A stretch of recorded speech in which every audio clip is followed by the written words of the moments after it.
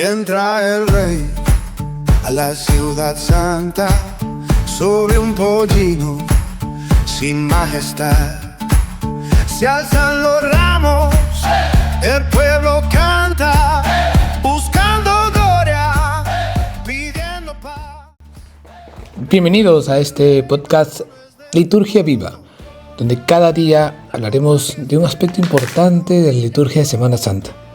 Hoy tenemos dos invitados que nos van a ayudar a ilustrar, a llevarnos por los recónditos textos litúrgicos, nos harán entender que el Domingo de Ramos no solamente es palmas, sino también pasión.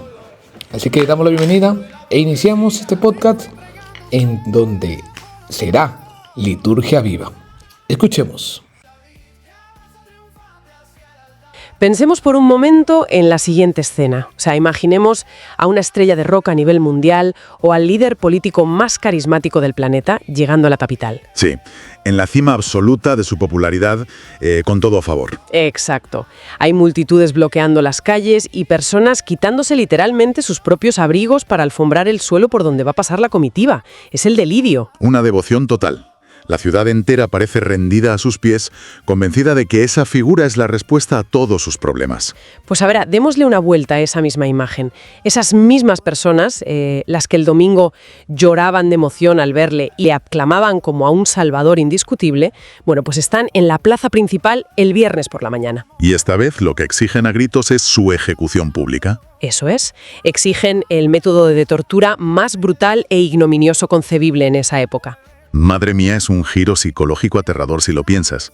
Pasar de esa adoración histérica al odio homicida en cuestión de 5 días es la definición absoluta de inestabilidad humana. Y sin embargo, este es el guión literal de uno de los eventos más documentados y teológicamente densos de la historia. Hola a todos y bienvenidos a este análisis a fondo. Soy la presentadora habitual y aquí me acompaña nuestro experto para desgranar todo esto. Hola, ¿qué tal? Y si el objetivo hoy no es simplemente relatar un evento histórico como si leyéramos una enciclopedia, queremos explorar el misterio central de este día. Claro.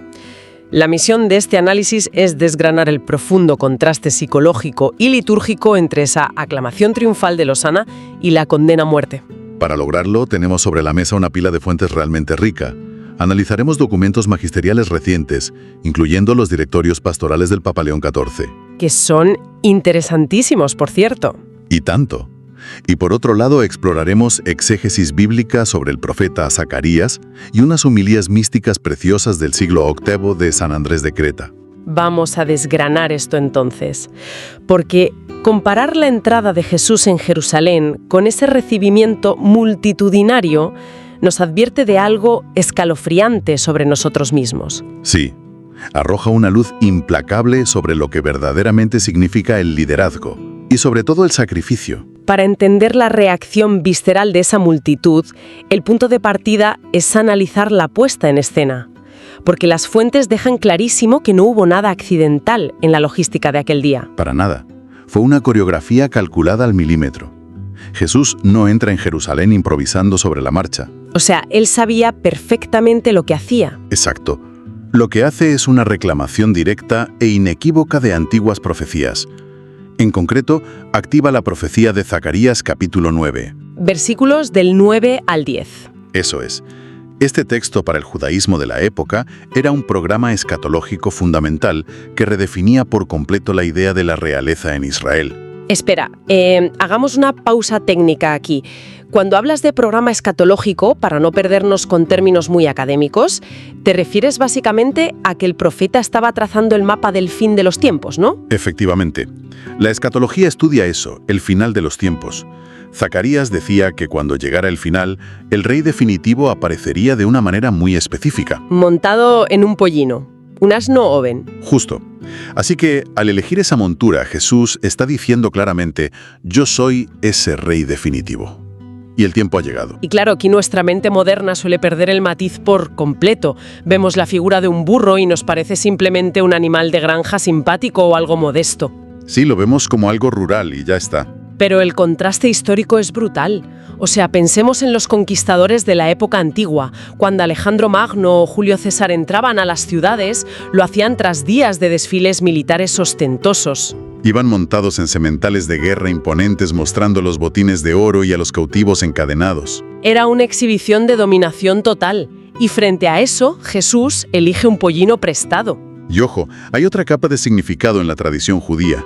El asno no era únicamente un símbolo de modestia económica, era la montura tradicional de la realeza en tiempos de paz. Ah, fíjate qué interesante. Sí, figuras fundacionales como Abraham o el rey David utilizaron esta montura antes de que Israel adoptara la caballería militar. Montar un caballo de guerra era una declaración de hostilidades. Y montar un asno significaba que la guerra había terminado. Exacto. Es una declaración teológica monumental. Su reino opera en otra frecuencia y conquista los corazones con amor, no con legiones armadas. Lo cual propone una analogía casi irónica para la época. Es como si en la actualidad el líder de la principal superpotencia mundial llegara a una cumbre internacional crucial, Donde se va a decidir algo importantísimo. claro, donde se decide el equilibrio armamentístico mundial, y en lugar de aparecer en una comitiva interminable de vehículos blindados y helicópteros, apareciera pedaleando en una bicicleta prestada de alquiler. Es una imagen buenísima. Mano, y de sus delirios de grandeza con este desfile. Bueno, más que una burla, es una subversión estructural de los valores del poder. El versículo 10 de Zacarías dice que este rey viene a destruir los carros de guerra y a hablar de paz a las naciones. O sea, viene a desmantelar la violencia. Eso es. No viene a participar en su engranaje. Y claro, esto genera una crisis de expectativas masiva en la gente. Porque gran parte de esa multitud eufórica estaba esperando a un líder militar. Exacto, querían un comandante que liderara una insurrección armada contra Roma. Alguien que expulsara a Poncio Pilato a espadazos, básicamente. Y al presentarse como el rey de la mansedumbre, los está decepcionando activamente. Totalmente. Y esa subversión brutal de expectativas no se quedó atrapada en el siglo I. Claro, la gran pregunta histórica es cómo traduce la Iglesia todo esto a lo largo de los siglos en sus propios ritos. Al repasar las fuentes litúrgicas vemos que el Domingo de Ramos actual nace de un choque de trenes de dos tradiciones antiguas. El desarrollo histórico es fascinante. Por un lado tenemos la tradición de la Iglesia Madre, la de Jerusalén. Al estar en el escenario original desde el siglo IV, celebraban este día imitando físicamente la entrada de Jesús. Hacían la procesión desde el Monte de los Olivos con ramas de palmera y cantos. Todo júbilo y alegría desbordante. La parte festiva, digamos, la victoria literal. Pero mientras tanto, la tradición de la Iglesia de Roma, a miles de kilómetros, se centraba puramente en la gravedad teológica del evento. Para Roma era el Domingo de Pasión. Una memoria mucho más austera. Muy silenciosa y lúgubre, dedicada a la lectura de la tortura y crucifixión. 0 palmas, 0 alegría. Solo luto preparatorio. Y la liturgia moderna decidió no elegir entre una y otra, sino vivirlas ambas a la vez. Hoy la celebración arranca con esa procesión gloriosa y a los 15 minutos te sumerge en la lectura trágica de la condena. Es un contraste tremendo. Y el color que visten los sacerdotes, el rojo, es el símbolo visual de esta tensión. Porque representa a la vez la realeza del manto púrpura y la sangre del martirio. Exactamente. Y esa síntesis visual busca evitar un peligro sobre el que advierten los documentos del magisterio. El Directorio sobre la Piedad Popular del Vaticano advierte contra la superstición popular. Así, el tema de las palmas. Los textos señalan que las palmas bendecidas no deben ser tratadas nunca como amuletos mágicos. Ni para espantar malos espíritus ni nada parecido. Pero, a ver, detengámonos en esto un segundo. ¿Por qué el Vaticano tiene que emitir un documento oficial para recordar que una rama no es un objeto mágico para curar el dolor de espalda? Pues porque la psique humana tiende instintivamente a buscar atajos para domesticar lo divino. Convertir la palma en un amuleto es pensamiento mágico puro. Claro, intentar obtener protección o suerte sin pasar por la exigencia moral. Eso es. Queremos los beneficios sin la cruz. El documento recuerda que conservar esa rama tiene un único propósito teológico, que es ser testimonio de fe en que Cristo es el Rey mesiánico. Aquí es donde la cosa se pone realmente interesante a nivel de psicología humana. Si analizamos la estructura emocional de esta celebración, es como ir al cine a ver una película donde el protagonista gana la lotería y encuentra el amor en los primeros 5 minutos. Y el resto de las 2 horas es una tragedia agobiante. Literalmente. Lo traicionan y lo torturan. Es un latigazo emocional severo. ¿Por qué la mente humana necesita experimentar esta disonancia cognitiva en el mismo espacio de tiempo, en lugar de separar la fiesta del duelo? Pues porque la vida real no separa el gozo y el sufrimiento en cajas distintas. Ese latigazo emocional es el mapa exacto del viaje del alma humana. La liturgia busca inmersión existencial. Empezamos con la euforia superficial de Losana. Nos estrellamos contra nuestra propia oscuridad en el Crucifícalo, para luego alcanzar la alegría del Aleluya pascual. Aislar la entrada triunfal de la cruz falsificaría el mensaje. Es una disonancia que nos obliga a mirar hacia adentro. Nos arrincona con la pregunta de ¿quiénes somos nosotros en esa multitud? Y para responder a esto, nuestras fuentes nos dirigen a la perspectiva de los primeros siglos, al Sermón 9 de San Andrés de Creta, un obispo del siglo VIII. Que es de una profundidad apabullante. Él nos obliga a interiorizar los ritos y establece algo dogmático clave. Cristo no es una víctima arrastrada a regañadientes. Para nada. El sermón insiste en que Cristo se apresura por propia voluntad hacia su pasión. Es un acto de soberanía total. Y a partir de ahí, San Andrés hace una transposición brutal. Pide no quedarse en el folclore de agitar ramas físicas, sino ofrecer trofeos de victorias espirituales. Que son los frutos de vencer nuestros propios vicios. Pero a ver, la parte más extrema de su sermón tiene que ver con la ropa que la gente tiraba al suelo. Esa es la cumbre de su pensamiento ascético. Pide que en lugar de tender abrigos en el suelo, la persona debe prosternarse a sí misma. O sea, coger el propio ego y colocarlo como una alfombra en el polvo. Exacto, para que la voluntad de Dios pase por encima. Vale, permíteme hacer de abogada del diablo aquí. Hay algo en esta idea que hace mucho ruido con nuestra sensibilidad contemporánea. Adelante, te escucho. En nuestra cultura tan enfocada en el empoderamiento y la autoestima, esta invitación a tirar el ego por los suelos para ser pisados suena casi a humillación o a una dinámica tóxica. Es una objeción muy representativa de nuestra época, claro. ¿Cómo se reconcilia esta exigencia de vaciamiento con la dignidad humana? ¿No es más sana la reacción de festejar instintivamente? A ver, para San Andrés de Creta la trampa está en cómo definimos el ego. Prosternar el ego no significa destruir la dignidad de la persona, ni convertirse en un felpudo para que otros abusen. Entonces, ¿qué significa exactamente? Significa reconocer que ese instinto de tener siempre la razón, de dominar o buscar estatus, es en realidad un tirano que nos esclaviza. La verdadera libertad está en renunciar a eso. Para no quedarnos en lo abstracto, ¿cómo se vería esto en la vida cotidiana de cualquier persona? Pues imaginemos una discusión acalorada.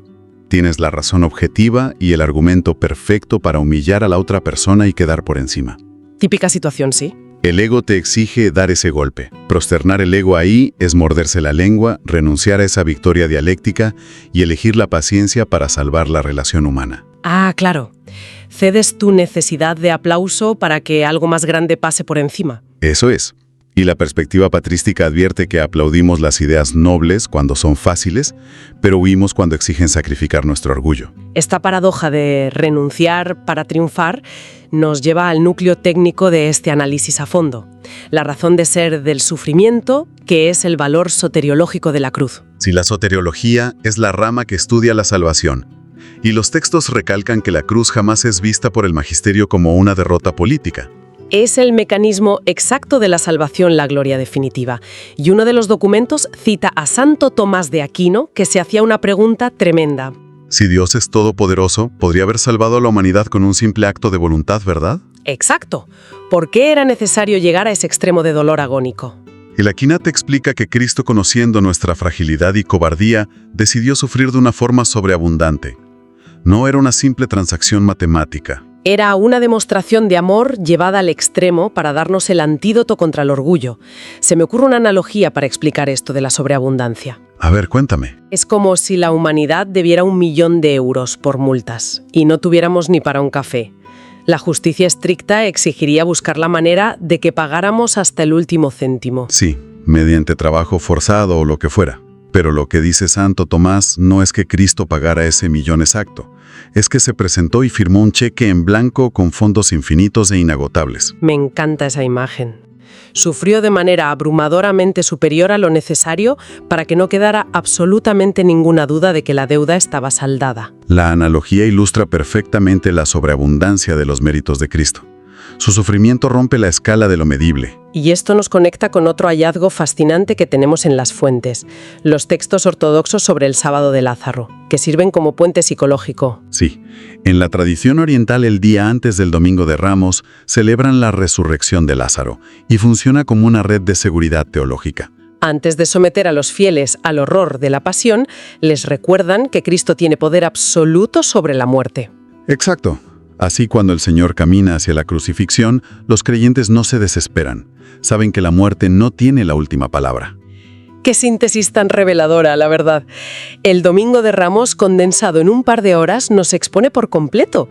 Refleja nuestra tendencia a la adoración superficial cuando todo va bien. Y desenmascara nuestra capacidad para la traición en cuanto el ambiente se vuelve hostil. Totalmente.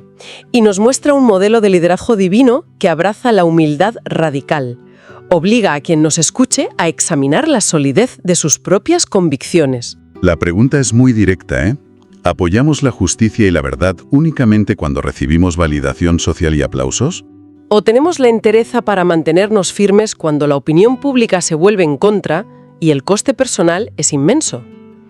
Esa es la prueba de fuego de la verdadera integridad. Sin duda.